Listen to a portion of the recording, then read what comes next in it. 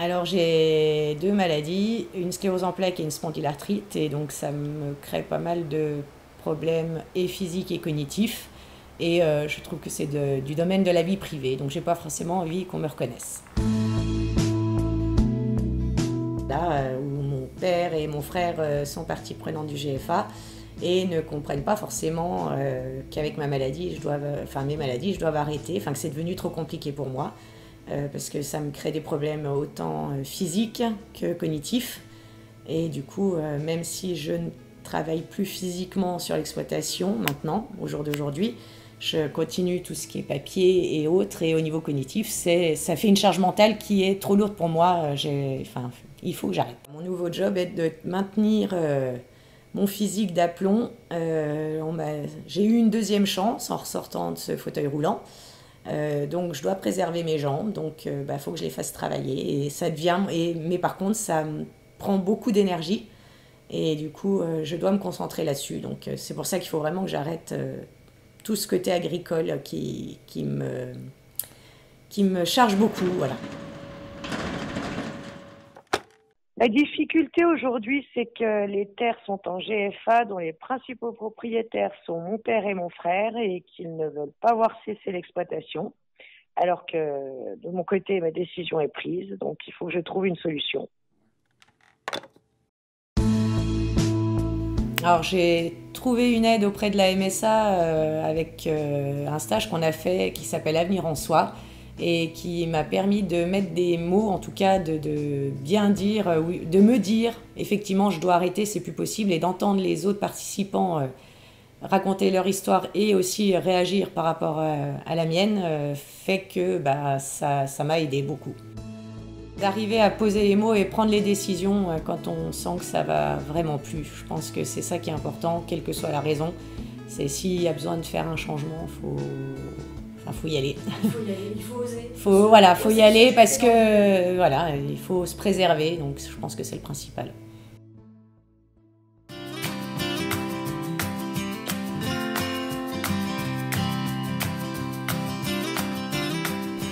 Eh bien, nous avons eu des difficultés techniques dans un premier temps, c'est-à-dire que nous avons du parasitisme qui nous empêchait de produire suffisamment de lait pour vivre. Et donc les difficultés économiques se sont accumulées, c'est-à-dire des dettes, pour être extrêmement clair. Alors dettes que nous aurions pu faire perdurer. Néanmoins, la situation ne nous permettait pas de vivre.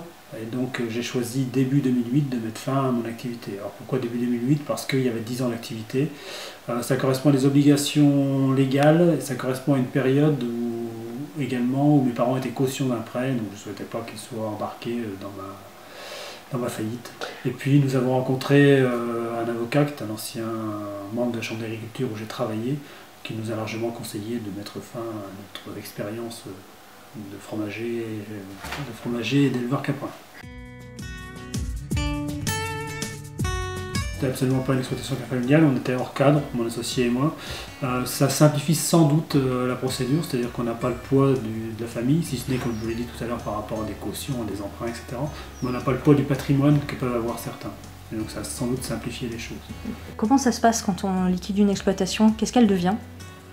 Eh bien, vous allez voir le tribunal de grande instance où vous déposez vos comptes et puis vous passez en jugement et on vous dit si vous devez plutôt redresser, si vous devez plutôt liquider. Ensuite, un mandataire est désigné pour mettre fin à l'activité et alors il liquide l'ensemble de vos biens, enfin l'ensemble des biens de la société, il met un terme à la vie de la société et il paye ce qu'il doit payer. Ensuite, vous gardez vos dettes privées, c'est en ce qui me concerne la banque et la MSA. Que j'ai remboursé pendant pratiquement 10 ans. Voilà. Après l'exploitation, donc elle a été reprise. Chaque fois que vous avez une situation difficile, qui dit situation difficile, dit liquidation, dit vente rapide, dit bas prix, donc vous attirez des gens. Voilà. Ça m'a permis de repartir, donc voilà, aujourd'hui je suis enseignant. Voilà, ça m'a permis de refaire ma vie, de repartir. C'est un peu le but des faillites, enfin, c'est ce que m'a dit notre première juge.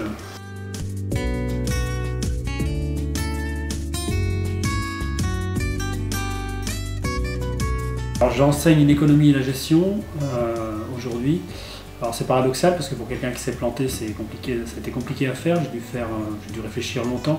Et en fait aujourd'hui c'est presque mon socle, c'est-à-dire que la plupart des élèves connaissent mon passé et ça me permet d'avoir une vraie assise. Et aujourd'hui, bon voilà, je leur dis que je ne suis pas un vrai prof parce que je vais passer plus de la moitié de ma carrière comme à faire autre chose. Et c'est vraiment ma base de travail avec mes élèves aujourd'hui et je pense que ça fonctionne relativement bien. Voilà, quelques élèves qui ont de bons résultats. Moi je pense qu'il faut vivre de son métier et que quand on ne vit pas, il faut mettre un terme et essayer de rebondir. Après voilà, c'est mon expérience et c'est ma façon de voir les choses. Je sais que c'est pas facile. Eh bien merci beaucoup Christophe. Merci.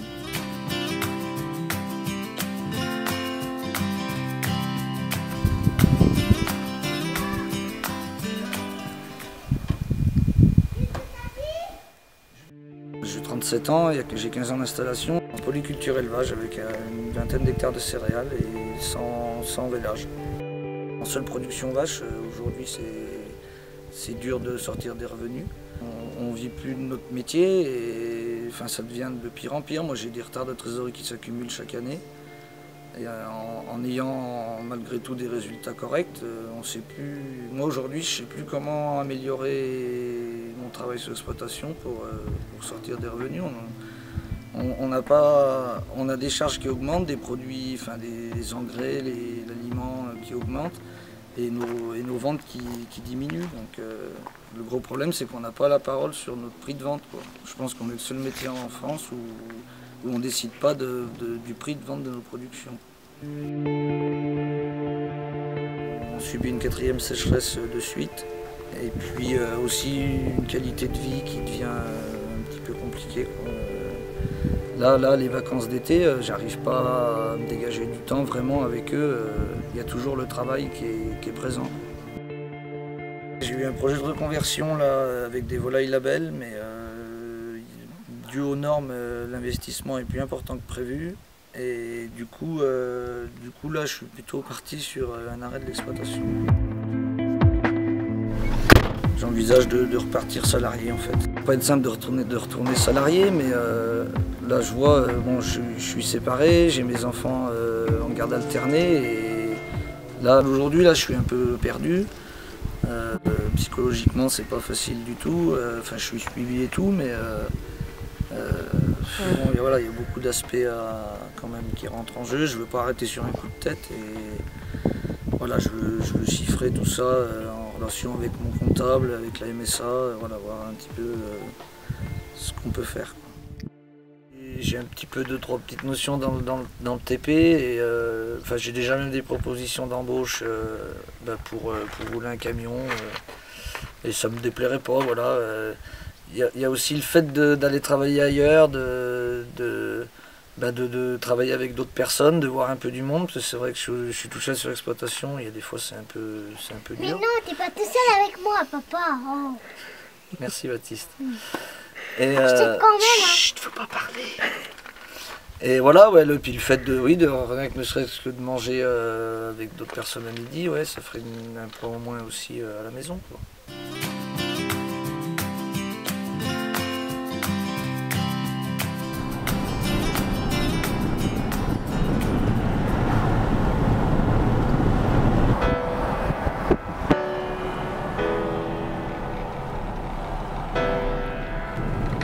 On arrive sur le site,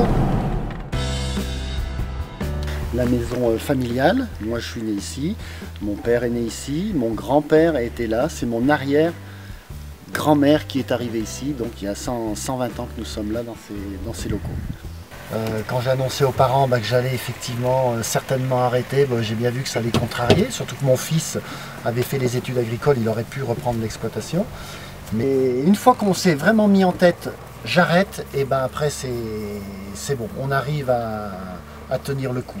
120 ans d'élevage traditionnel charolais, et puis voilà, reconversion totale qui s'est faite rapidement, qui s'est faite très rapidement même.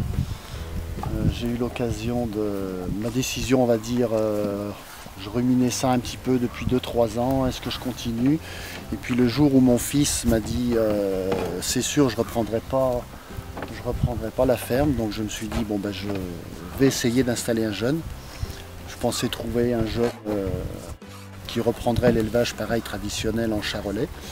Et puis c'est de bouche à oreille comme ça, un jour des gens se sont présentés, on se connaissait donc pas.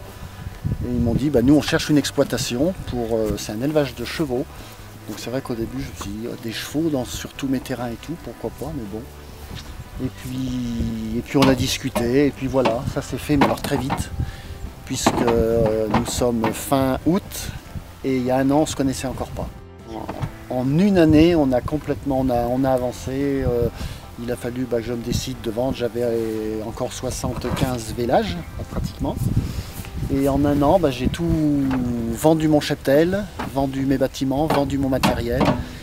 Et je suis resté salarié sur mes terrains, sur mon exploitation, mais en changeant simplement de production. Ils vont me manger le truc.